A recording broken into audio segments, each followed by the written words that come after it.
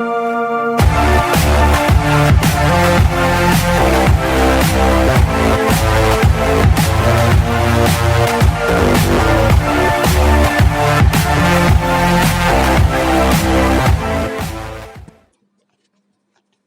everyone, welcome back to my channel. If you're new here, hi, I'm Nupur, a travel professional, and here I teach the theoretical portion of tourism relevant for the graduates, the postgraduates, or even for the diploma students. So let's get started with our class today. So today we have a very interesting topic to learn, and that's the components of tourism. So I will show you one picture and tell you along the way what the tourism components are.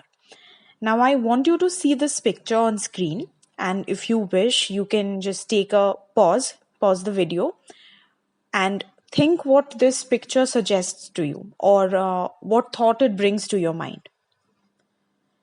So this is a picture of the desert with a few people riding on camels, right?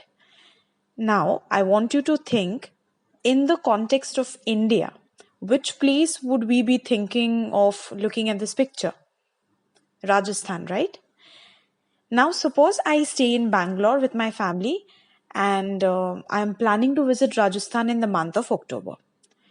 So, if we think of travel, taking some time off for ourselves or some leisure time, maybe, what is the first thing we get in our minds? It's a destination. So we decide on where to go, maybe, for example, during Durga Puja vacations or for winter vacations. So the first thing that comes to our mind is the destination, which gives us the first A of tourism. That's attraction. So before going to any place, we think of that place as an attraction according to our likings and preferences. So the most important component in tourism, we can say, is attraction, the destination itself.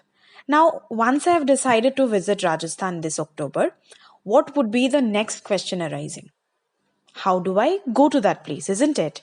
So, here comes the second A of tourism, and that is accessibility. So, for a tourist, accessibility would be the biggest concern after deciding on the destination. If I want to travel from Bangalore or Nagpur or from Calcutta, I have different accessibility options like air transport, road network, rail network, etc. So if I stay somewhere in Delhi, I have option to drive down to Jaipur in just 4 hours. So the second important component is accessibility. Because I might decide to go to Jaipur, Jaisalmer, Jodhpur because it's well connected, but I might not want to go to some village in the interior parts of Rajasthan unless I'm a backpacker or a hitchhiker, right? So if we take commercial traveling, connectivity of the destination is one of the biggest factor to contribute to its tourist flow. So any place which is having a good tourist flow, this is one certain thing which it has. It is great accessibility. Now, suppose I have booked my flight from Bangalore to Jaipur and reached there. The next thing that will come across my mind is, where do I stay? So then the third A comes, and that is accommodation. I can choose hotels, homestays, or hostels, or any other such places to stay. So the number of good accommodation is a plus point for a destination always. Now that we are done with our 3 A's of tourism, let's just revise it once again. It's the first one is attraction, the destination itself. Second, accessibility, how we reach the destination, be it by road network or rail or air or any other network that is connecting the place to any other place. And the third is accommodation, where we stay once we go there. Hope this much is clear. Next, there is an addition of 2 more A's in tourism. So I'll keep continuing giving the example so that it becomes easy for everyone to understand. So now that I have reached Jaipur and got my hotel near the city center, I would want to visit the tourist spots. If you remember the picture that I showed you in the beginning, so here we see some people riding a camel, and that can be my reason for visiting Rajasthan. So here is the fourth A, and that's activities. Now, keeping Rajasthan in mind, it can be the city palace, the Hawa Mahal, the Jantar Mantar, or even the sunset at the desert, a camel safari, or even dune bashing. So these activities make up the destination. These activities give life to the destination and its identity also. So somehow it represents the destination.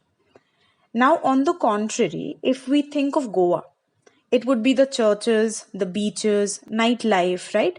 So, thus, activities are equally important to define a destination from the tourism perspective.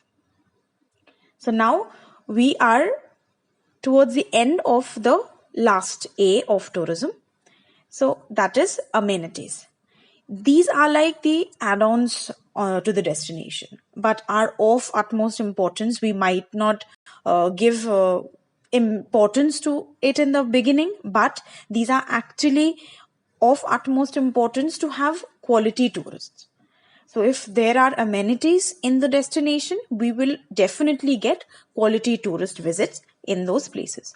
So what are those? It might be the road quality, electricity, charging facilities in the hotels, internet connectivity, phone network, clean beaches and all these. So all these comprise to the facilities being provided to the tourist visiting a particular destination.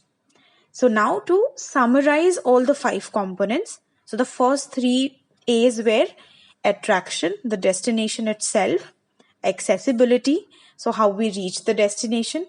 Then the third one comes accommodation, where we stay once we go there. And the last two A's, that is activities, the place to visit or the things that we do in that particular destination. And the last one, that is amenities. So those are the add-on facilities that we get once we visit the destination. So it's easy to remember if we keep these things in mind and the different steps that a traveler goes through. So there are further bifurcations obviously to this 5 A's. So this I will be talking about in my next video. So keep sharing your views, guys. Subscribe to the channel for more updates, and thank you all for watching. See you in my next video.